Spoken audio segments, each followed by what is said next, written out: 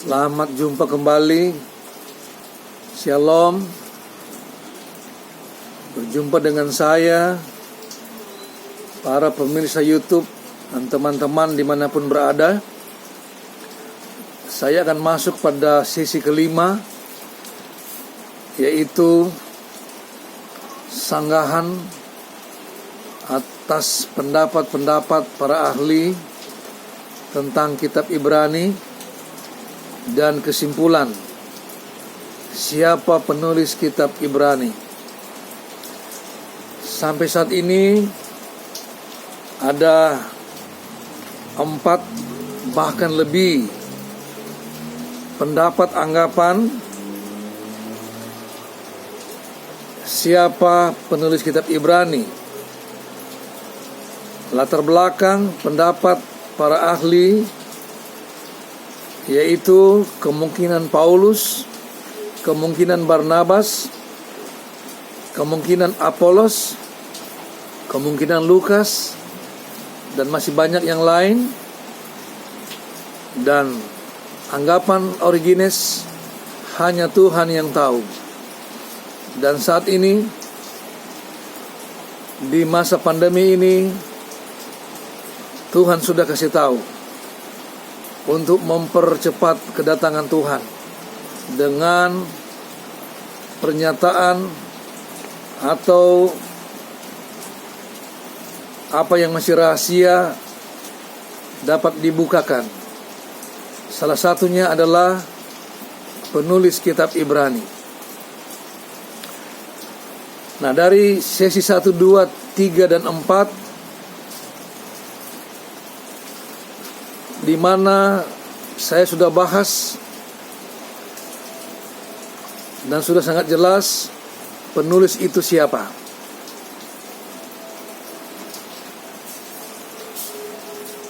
Penulis yang sementara ini kita sudah tahu bahwa adalah Paulus sebagai penulis surat yang paling banyak dalam Alkitab, ditambah dengan Ibrani 14 kitab. Saudara-saudara,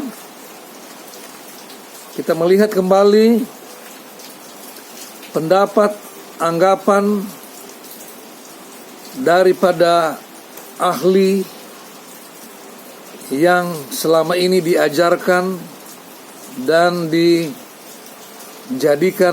standar. Yang pertama, anggapan adalah Paulus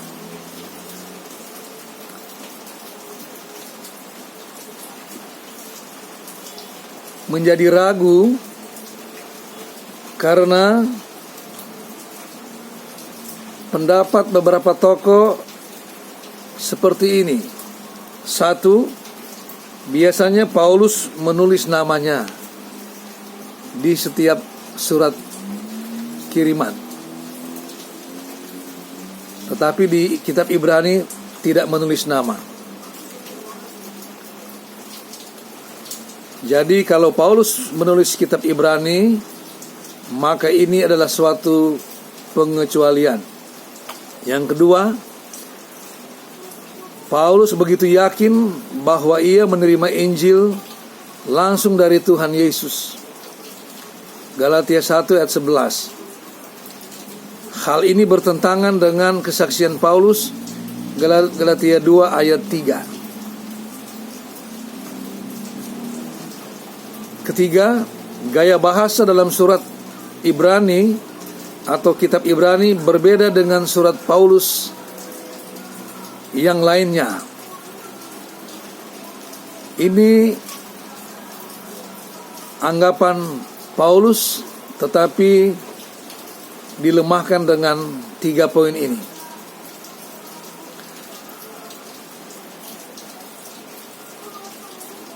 Pandangan kedua mengenai penulis kitab Ibrani adalah Barnabas. Karena Barnabas adalah orang yang lahir di Palestina, Kisah 4 ayat 36. bahasa Yahudi yang cukup baik, dan juga mahir kebudayaan Yahudi, khususnya PL. Dia memiliki hubungan baik dengan Paulus, sehingga masih terlihat ada kesinambungan surat ini dengan surat-surat Paulus. Yang ketiga adalah Apolos.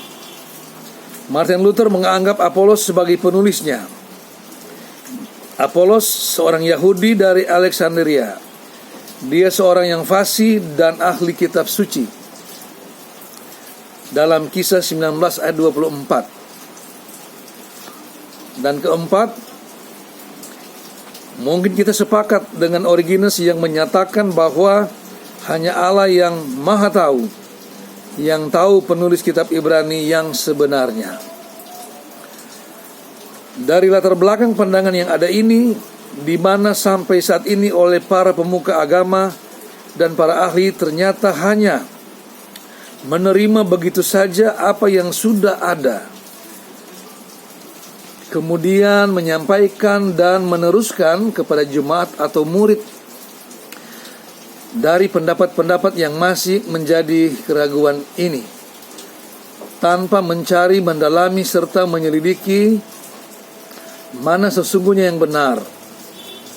Maka akhirnya sampai saat ini tidak ada bukti yang baru, mengakibatkan belum ada kepastian siapa penulis kitab Ibrani sampai saat ini. Tetapi sudah waktunya kepastian itu muncul.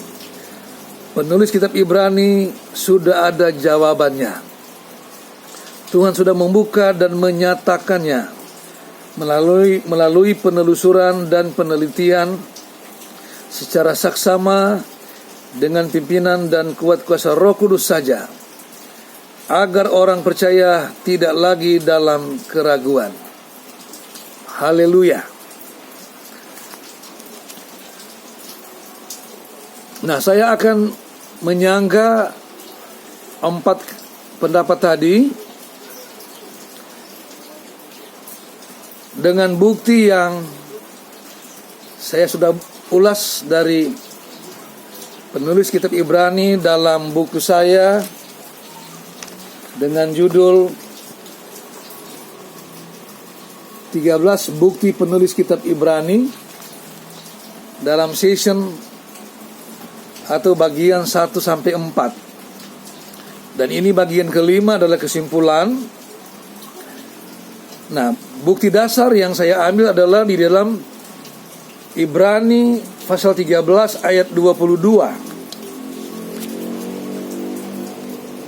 Tertulis demikian, dan aku menasihatkan kamu, saudara-saudara, supaya kata-kata nasihat ini kamu sambut dengan rendah hati, sekalipun pendek saja suratku ini kepada kamu. Kata aku ini ada juga di ayat 18.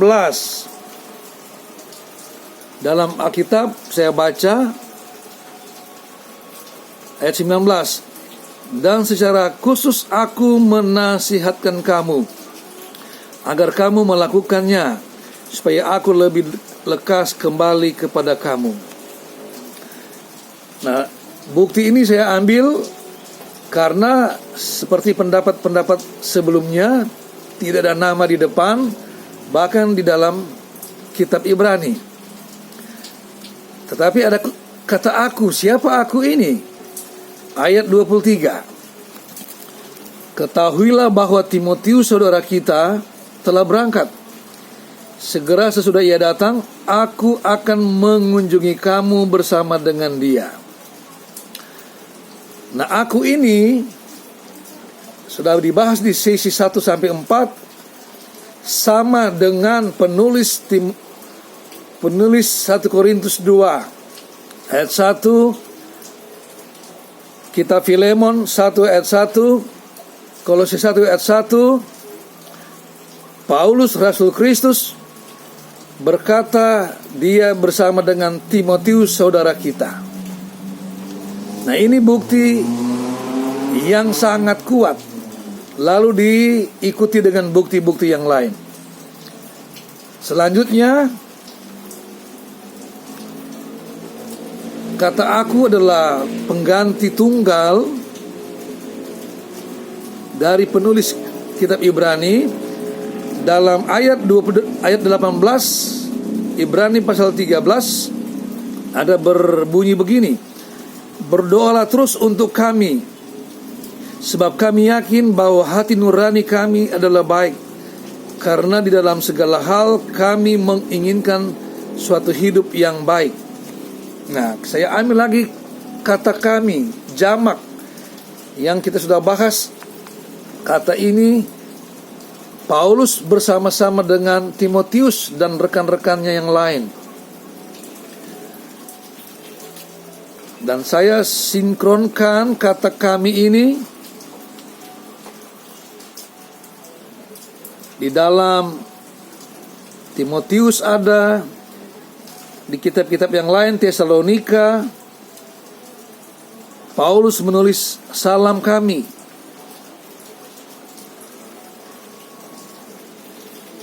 Ada banyak ayat yang menulis ini, sehingga dengan kata pengganti orang aku dan kami yang tertuju kepada Paulus, maka dengan demikian tidak ada nama lain atau Apolos, Lukas, Barnabas bukan penulis kitab Ibrani. Sekarang sanggahan saya kepada pendapat-pendapat yang tadi. Yang pertama,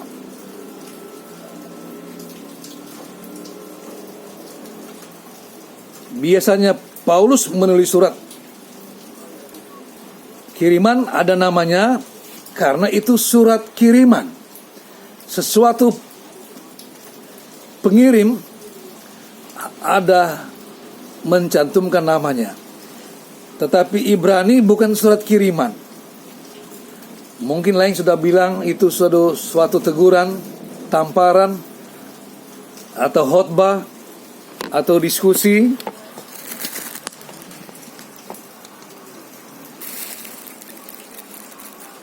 Sehingga tidak perlu ada nama penulis. Bahkan itu surat langsung yang kita sudah bahas bahwa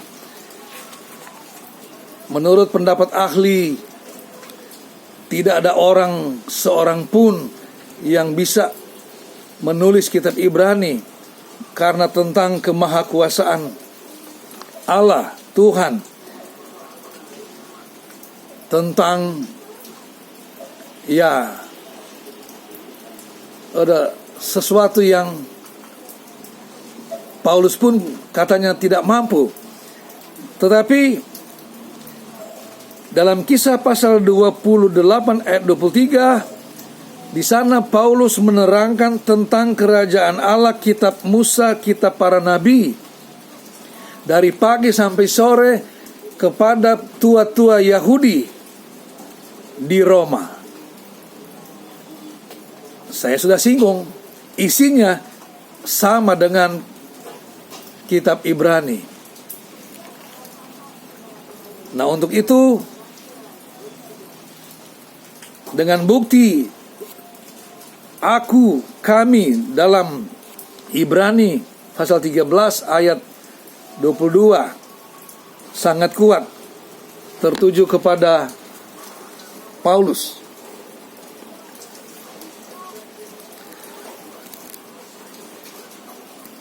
Yang kedua, Galatia pasal 1 ayat 11 dan pasal 2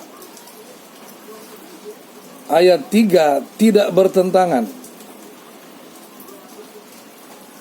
Karena Paulus waktu dia dibutakan oleh Tuhan dalam perjalanan ke Damsyik, dia menerima Injil secara langsung. Tetapi sebaliknya, sebelum dia menjadi rasul, dia adalah ahli Taurat. sehingga dia menguasai PL dibandingkan dengan Apolos dan lain sebagainya. Masih Paulus yang lebih ahli. Gaya bahasa surat Ibrani berbeda dengan surat Paulus. Memang berbeda, karena surat kiriman dengan khotbah teguran beda. Tapi justru karena dia berbeda, karena dia penulisnya satu orang.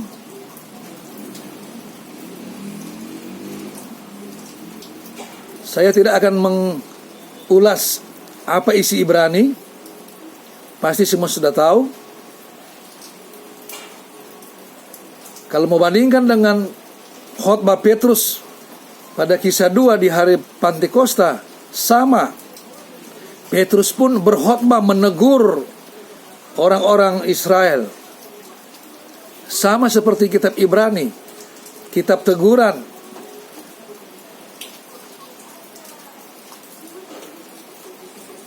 Justru gaya bahasa yang berbeda karena penulisnya satu orang. Kita masuk kepada pandangan yang kedua tentang Barnabas.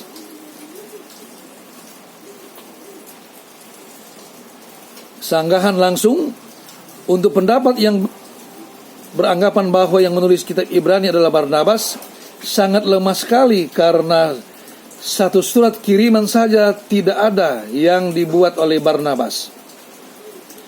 Apalagi kitab Ibrani yang tidak mencantumkan nama. Jadi jelas berpandangan kepada Barnabas sebagai penulis tidak ada bukti yang kuat. Mungkin para ahli dan tokoh gereja lupa dengan latar belakang Paulus sebelumnya, sehingga malahan tidak diingat lagi. Bukankah pribadi Saulus dulu adalah orang yang anti Injil, anti ajaran Yesus, anti orang Kristen? Mengapa? Karena Saulus adalah orang ahli Taurat. Filipi 3 ayat 4 sampai 6 menyatakan Paulus dari Yahudi asal keturunan suku Benyamin, ahli Taurat yang keras, dari golongan Farisi yang sangat membenci Injil Kristus, menganiaya umat Kristen. Mungkin para ahli teologi lupa status Paulus sebelum menjadi rasul. Dan dalam hal kitab Ibrani ini, surat Paulus ada berkesinambungan. Justru karena penulisnya satu dan sama, sehingga ada saling berhubungan. Kenapa para ahli dan tokoh gereja malah jadi bingung? Padahal kesinambungan itu merupakan salah satu jawaban siapa penulis kitab Ibrani. Yang ketiga,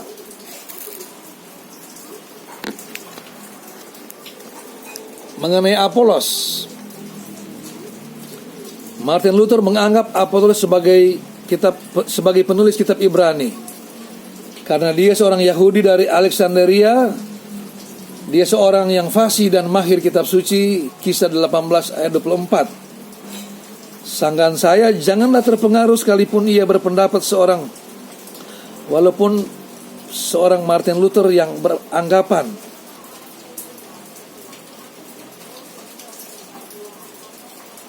tetapi referensi surat yang ditulis oleh Apolos tidak ada. Sementara Paulus ada 13 surat kiriman. Bandingkan kefasikan. Maksudnya bandingkan kefasihan dan kemahiran kitab suci Apolos dengan Paulus dalam Kisah 28 ayat 23.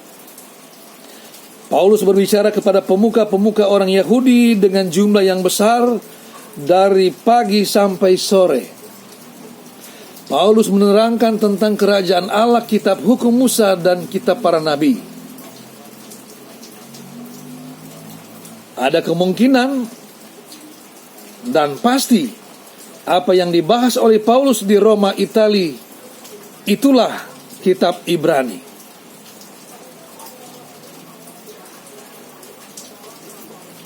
Yang keempat, tentang Origenes mengatakan bahwa hanya Allah yang tahu penulis kitab Ibrani sebenarnya. Sanggahan saya, sedangkan ruang maha suci dirobek supaya tidak ada rahasia di antara Allah dan manusia.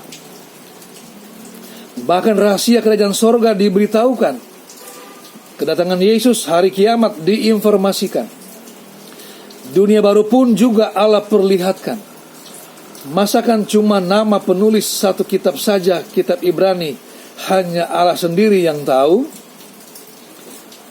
Anak satu-satunya Allah diberi untuk kita.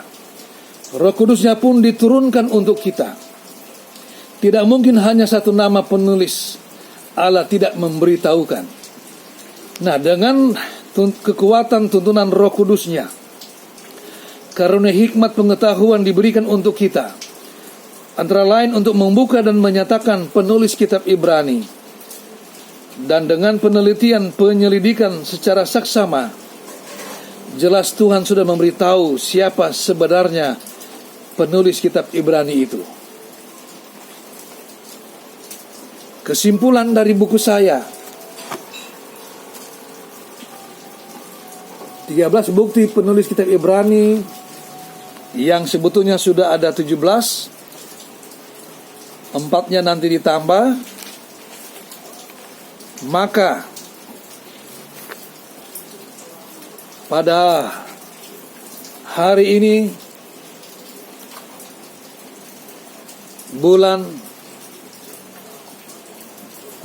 hari ini 8 hari Jumat ya. Jangan sebut tanggal. Hari ini Juli 2021. Kesimpulan, penulis kitab Ibrani adalah dan karena Allah sudah memberitahu sekarang, mari kita bersyukur dan bersuka karena keraguan itu sudah hilang, yang ada kepastian. Maka kesimpulannya, yang menulis kitab Ibrani adalah dalam nama Bapa, Anak laki-laki dan Roh Kudus, yaitu dalam nama Tuhan Yesus Kristus. Saya proklamirkan bahwa penulis kitab Ibrani adalah Rasul Paulus. Haleluya, haleluya, haleluya. Tuhan Yesus memberkati teman-teman, saudara-saudara, pimpinan gereja, para dosen, para rektor,